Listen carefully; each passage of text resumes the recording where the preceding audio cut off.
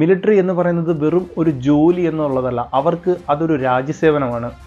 അതിനൊരു യഥാർത്ഥ ഉദാഹരണമാണ് നമ്മുടെ മേജർ ഋഷി രാജലക്ഷ്മി. അദ്ദേഹം രാജ്യത്തിന് വേണ്ടി സ്വന്തം മുഖമാണ് ബലിയർപ്പിച്ചത്. അദ്ദേഹത്തിൻ്റെ കഥയാണ് ഞാൻ ഇന്നിവിടെ പറയുന്നത്. നമസ്കാരം, എൻ്റെ പേര് അഖിലസ് ചന്ദ്രസേനൻ. മേജർ ഋഷി ജനിച്ചതും വളർന്നതുമെല്ലാം കേരളത്തിൽ തന്നെയായിരുന്നു. അദ്ദേഹം പണ്ട് മുതലേ, അതായത് കൊച്ചുനാൾ മുതലേ അദ്ദേഹത്തിൻ്റെ ഒരു ആഗ്രഹം എന്ന് പറയുന്നത് വളരുമ്പോൾ മിലിറ്ററിയിൽ ചേരുക, അതേപോലെ രാജ്യത്തിന് സേവനം അനുഷ്ഠിക്കുക എന്നതൊക്കെ തന്നെയായിരുന്നു. അങ്ങനെ അദ്ദേഹത്തിൻ്റെ വിദ്യാഭ്യാസമെല്ലാം പൂർത്തിയായതിനു ശേഷം അദ്ദേഹം ആദ്യമായി ജോലിക്ക് കയറുന്നത് KSEBയിൽ ജൂനിയർ എഞ്ചിനീയർ ആയിട്ടായിരുന്നു. കാരണം അദ്ദേഹം പഠിച്ചതുമെല്ലാം BTech അങ്ങനെയുള്ള കാര്യങ്ങളൊക്കെ ആയതുകൊണ്ട് തന്നെ അദ്ദേഹത്തിന് അവിടെ ആയിരുന്നു ആദ്യമേ ഒരു ജോലി കിട്ടുന്നത്. പിന്നീട് അദ്ദേഹം ആ ഒരു ജോലിയോട് സംതൃപ്തിയൊന്നും ഇല്ലാത്തത് കൊണ്ട് തന്നെ അവിടെ ഏകദേശം 1 വർഷത്തിന് ശേഷം അദ്ദേഹം ജോലി രാജിവെക്കുകയാണ്. രാജിവെച്ചിട്ട് അദ്ദേഹം പിന്നീട് കയറുന്നത് എയർ ഇന്ത്യയിലോട്ടാണ്. അങ്ങനെ എയർ ഇന്ത്യയിലും വലിയ രീതിയിലുള്ള ആഗ്രഹം, കാരണം പുള്ളിയുടെ ഒരു ആഗ്രഹത്തിനുള്ള രീതിയിലുള്ളൊരു ജോലി അവിടെ അനുഷ്ഠിക്കാൻ പറ്റാത്തതുകൊണ്ട് തന്നെ അദ്ദേഹം അവിടെ നിന്നും രാജിവെക്കുക. അദ്ദേഹം പിന്നെ അവിടെ നിന്ന് ജോലിയൊക്കെ രാജിവെച്ചിട്ട് പിന്നീട് മിലിറ്ററിയിലോട്ട് ചേരുക. കാരണം പുള്ളിക്ക് എഞ്ചിനീയറിംഗ് പഠിച്ചതുകൊണ്ട് തന്നെ അദ്ദേഹത്തിന് പെട്ടെന്ന് തന്നെ മിലിറ്ററിയിൽ നല്ലൊരു ഉദ്യോഗസ്ഥനായിട്ട് തന്നെ ജോലിക്ക് കയറാൻ പറ്റും. പിന്നീട് അദ്ദേഹത്തിൻ്റെ ട്രെയിനിങ് എല്ലാം കഴിഞ്ഞതിന് ശേഷം കുറച്ച് സ്ഥലങ്ങളിലെല്ലാം അദ്ദേഹത്തിൻ്റെ ചില സേവനങ്ങളൊക്കെ അനുഷ്ഠിക്കുക. ഏകദേശം 2015 കൂടി അദ്ദേഹം പുൽവാമയിൽ സെക്ടറിലോട്ട് വരികയാണ്. പക്ഷേ ഈ പുൽവാമയിൽ ഒരു പ്രശ്നം എന്തെന്നാൽ അവിടെയുള്ള ആളുകൾ അതായത് അവിടുത്തെ ആളുകളുടെ ചില ആളുകൾ അവിടെ ചില ഇതേപോലുള്ള മിലിറ്റൻസുമായിട്ട്, അതായത് തീവ്രവാദികളുമായിട്ടൊക്കെ ചില ബന്ധങ്ങളുണ്ട്. അതുകൊണ്ട് തന്നെ ആ ഒരു മിലിറ്റൻസിനെ സഹായിക്കുന്ന ഒരു പ്രവണത അവിടെയുള്ള ആളുകൾക്കുണ്ടായിരുന്നു. അങ്ങനെ ആ ഒരു സമയത്ത് അവിടെ ഉണ്ടായിരുന്ന ഒരു മിലിറ്റൻ നേതാവിനെ സൈന്യം വകവരുത്തിയിട്ടുണ്ടായിരുന്നു. അതുകൊണ്ട് തന്നെ അവിടെയുള്ള ജനങ്ങൾക്ക് ഈ മിലിറ്ററിയിലുള്ള സൈന്യത്തോട് വളരെയധികം ദേഷ്യവും, അതുപോലെ തന്നെ അവരെ കണ്ട കല്ലെറിയുക, അവരോട് തർക്കിക്കുക, അങ്ങനെയുള്ള രീതിയിലുള്ളൊരു സ്വഭാവമായിരുന്നു അവിടുത്തെ ജനങ്ങൾക്ക് അന്നുണ്ടായിരുന്നത്. പക്ഷേ ഈ ഒരു ഋഷി അദ്ദേഹം അവിടെ എത്തുന്ന സമയത്ത് അദ്ദേഹത്തിന് പോസ്റ്റിംഗ് കിട്ടുന്നത് മേജറായിട്ട് തന്നെ അവിടുത്തെ ഒരു ക്യാമ്പിനെ അല്ലെങ്കിൽ ആ ഒരു മിലിറ്ററി ബേസിനെ നിയന്ത്രിക്കുക എന്നുള്ള എല്ലാം ഇദ്ദേഹത്തിൻ്റെ കയ്യിലായിരുന്നു. ഇദ്ദേഹം അവിടെയുള്ള ജനങ്ങളുമായിട്ടും പെട്ടെന്ന് തന്നെ നല്ലൊരു സൗഹൃദം ഉണ്ടാകുകയാണ്. കാരണം അദ്ദേഹത്തിൻ്റെ സ്വഭാവം കൊണ്ടും, കാരണം ആ ഒരു സ്ഥലത്ത് എന്തൊരു അത്യാവശ്യം വന്നു കഴിഞ്ഞാൽ ഒരു മിലിറ്ററി നേതാവ് എന്നതിലുപരി തന്നെ അദ്ദേഹം അവിടുത്തെ ഒരാളായിട്ട് അവിടെയുള്ള ആളുകളുടെ കൂടെ തന്നെ നിൽക്കുകയാണ്. അതുകൊണ്ട് തന്നെ അവിടെയുള്ള ആളുകൾക്കെല്ലാം അദ്ദേഹത്തോട് വളരെയധികം സ്നേഹവും ബഹുമാനവും ഉണ്ടായിട്ടുണ്ടായിരുന്നു.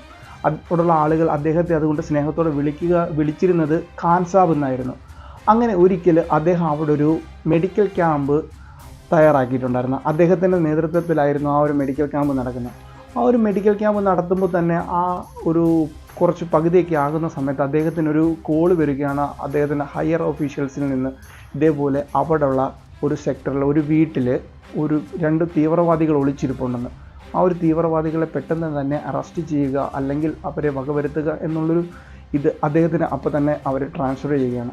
ഇത് കേട്ട ഉടൻ തന്നെ അദ്ദേഹത്തിൻ്റെ ട്രൂപ്പുകളെയും കൂട്ടി ഈ ഒരു മെഡിക്കൽ ക്യാമ്പ് അവിടെ ഉപേക്ഷിച്ചുകൊണ്ട് ഈ ട്രൂപ്പിനെയും കൂട്ടി പെട്ടെന്ന് തന്നെ പുൽവാമയിലുള്ള താർ എന്ന് പറയുന്ന സ്ഥലത്തോട്ട് എത്തുകയാണ്. അവിടെ എത്തിയിട്ട് അവിടെയുള്ള വീടുകളെല്ലാം വളഞ്ഞിട്ട് ഓരോരോ വീടുകൾ തിരഞ്ഞ് അവിടെ ഒന്നുമില്ലെന്ന് കണ്ടെത്തി മറ്റുള്ള വീടുകളിലോട്ട് പോയി അവസാനം ഒരു വീട്ടിൽ എത്തിച്ചേരുമ്പോൾ ആ ചുറ്റുവട്ടമൊത്തും ഉണ്ടായിരുന്ന വീടുകളിലുള്ള ആളുകളെയെല്ലാം ഒഴിപ്പിക്കുകയാണ്. കാരണം ഒരു അറ്റാക്ക് ഉണ്ടായിക്കഴിഞ്ഞാൽ, അല്ലെങ്കിൽ അവർ തിരിച്ച് അറ്റാക്ക് ചെയ്ത് കഴിഞ്ഞാൽ മറ്റുള്ള ജനങ്ങൾക്കും സാധാരണയായിട്ടുള്ള സിവിലിയൻസിനും ഇതുപോലുള്ള പ്രശ്നങ്ങൾ ഉണ്ടാകുമെന്ന് അറിയാവുന്നത് കൊണ്ട് തന്നെ അവിടെയുള്ള മറ്റു വീട്ടുകളിലുള്ള ആളുകളെല്ലാം ഒഴിപ്പിച്ചിട്ട് ആ വീടിനെ വളയം ചെയ്തിട്ട് അവിടെയുള്ള ഈ 2 മിലിറ്റൻസിനോട്, അതായത് തീവ്രവാദികളോട് ഇദ്ദേഹം വിളിച്ച് പറയുകയാണ്, ഞങ്ങൾ ഇവിടെ വളഞ്ഞിട്ടുണ്ട്, നിങ്ങൾക്ക് കീഴടങ്ങുകയാണെങ്കിൽ അറസ്റ്റ് ചെയ്യും, അല്ലെങ്കിൽ ഞങ്ങൾ ഫയറിങ് ആരംഭിക്കും എന്നുള്ള രീതിയിൽ, ഞങ്ങൾ ആക്രമിക്കും എന്നുള്ള രീതിയിൽ പറയുക. 3 തവണയോളം അദ്ദേഹം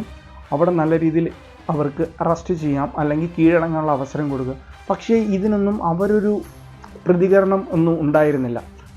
ഇവിടെ നിന്നും വലിയ രീതിയിലുള്ള ഒരു സഹകരണം ഉണ്ടാകാത്തത് കൊണ്ട് തന്നെ ഒരു ഫയറിങ്ങിലേക്ക് അല്ലെങ്കിൽ ഒരു അറ്റാക്കിലേക്ക് ഒരു ഓർഡർ കൊടുക്കുകയാണ് അദ്ദേഹത്തിൻ്റെ ട്രൂപ്പിന്. അങ്ങനെ നല്ല രീതിയിൽ ഫയറിങ് നടക്കുമ്പോൾ തന്നെ അവിടുന്ന് കൗണ്ടർ അറ്റാക്കുകൾ വരും.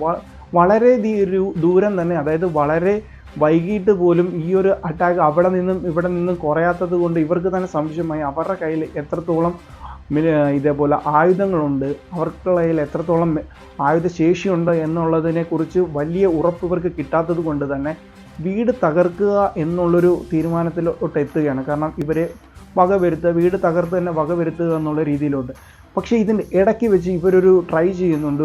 ഇവർ 2 പെട്രോൾ ബോംബുകൾ ഉപയോഗിച്ച് വീടിൻ്റെ ഒരു സൈഡ് കത്തിച്ചുകൊണ്ട് അകത്ത് പുകയാക്കാൻ വേണ്ടി, അതിനുവേണ്ടി 2 പെട്രോൾ ബോംബുകൾ എടുത്ത് അവിടെയുള്ള ജനൽ വഴി ഈ കിച്ചണിലോട്ട് ബോംബ് എറിയുകയാണ്. അങ്ങനെ വളരെ വലിയ രീതിയിൽ ആ കിച്ചൺ കത്തുകയും വലിയ രീതിയിൽ പുക താഴത്തുള്ള ഒരു ബിൽഡിങ്ങുകളിലെല്ലാം, താഴത്തുള്ള റൂമുകളിലെല്ലാം പടരുകയും അത് പുക വലിയ രീതിയിൽ മുകളിലോട്ട് ചെല്ലുകയും. പക്ഷേ എത്രയൊക്കെ പ്രശ്നങ്ങൾ ഉണ്ടായിട്ട് പോലും ഈ 2 തീവ്രവാദികൾ പുറത്തോട്ട് ചാടുകയോ പുറത്തോട്ട് വരികയോ ചെയ്യുന്നില്ല.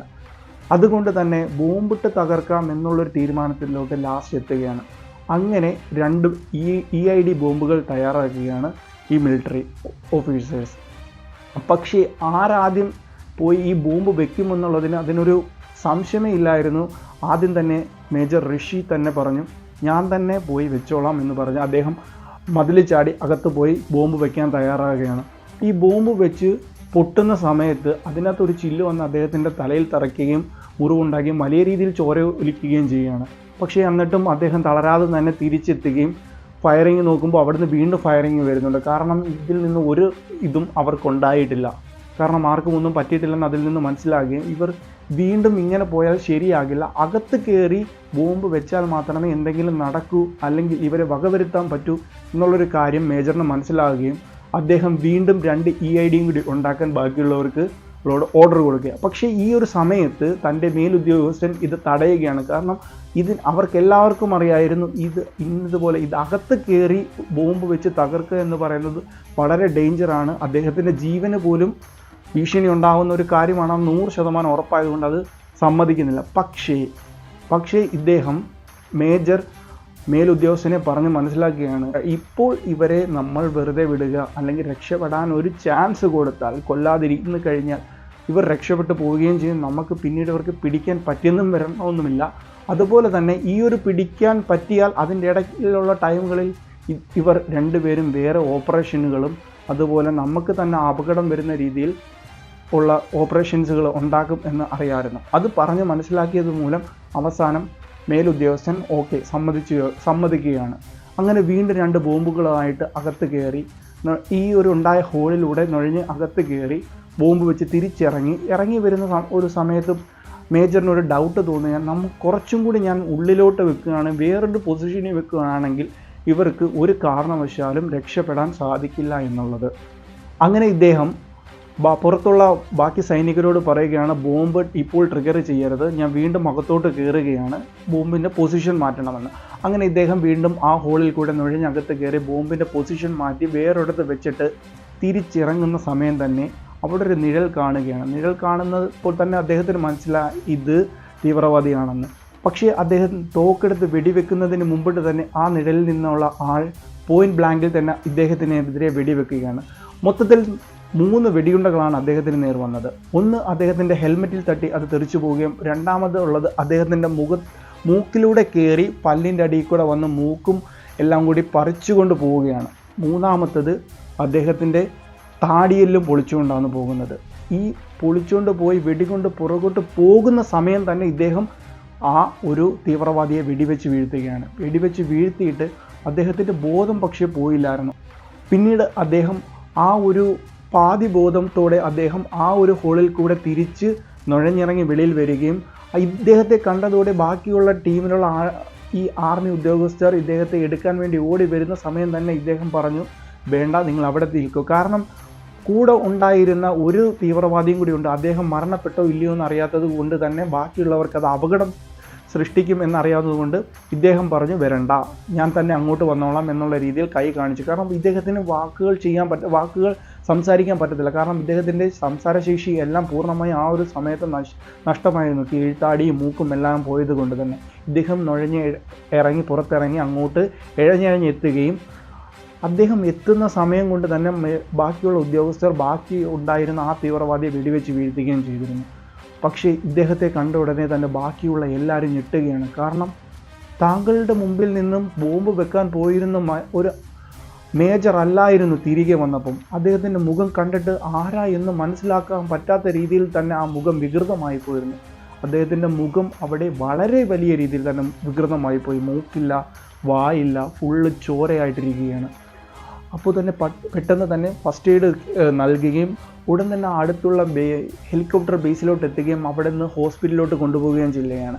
അവിടെ ചെന്ന് ഫസ്റ്റ് എയ്ഡ് കൊടുക്കുന്ന സമയത്ത് ഡോക്ടർമാർ അന്തം വിട്ട് നിൽക്കുകയാണ്. കാരണം ഇദ്ദേഹം എന്ത് ചെയ്യണം, എങ്ങനെ ഇദ്ദേഹത്തെ ജീവിപ്പിക്കണം എന്നുള്ള രീതിയിൽ നിൽക്കുമ്പോൾ തന്നെ അദ്ദേഹം ബോധം പൂർണ്ണമായും നഷ്ടപ്പെടാതിരിക്കുന്ന സമയത്ത് തന്നെ തംസപ്പ് കാണിക്കുകയാണ് ഡോക്ടർമാരോട്. അത് കണ്ട ആ ഡോക്ടർമാർ പോലും അന്തം വിട്ടു. കാരണം അദ്ദേഹത്തിന് ഇത്രയും മുഖം വികൃതമായിട്ടും സ്വന്തം ബോഡി ഈ ഒരു രീതിയിലായിട്ടും പുള്ളിയുടെ മനോധൈര്യം കണ്ടിട്ട് അവിടുത്തെ ഡോക്ടർമാർ പോലും അന്തം വിടുകയാണ്.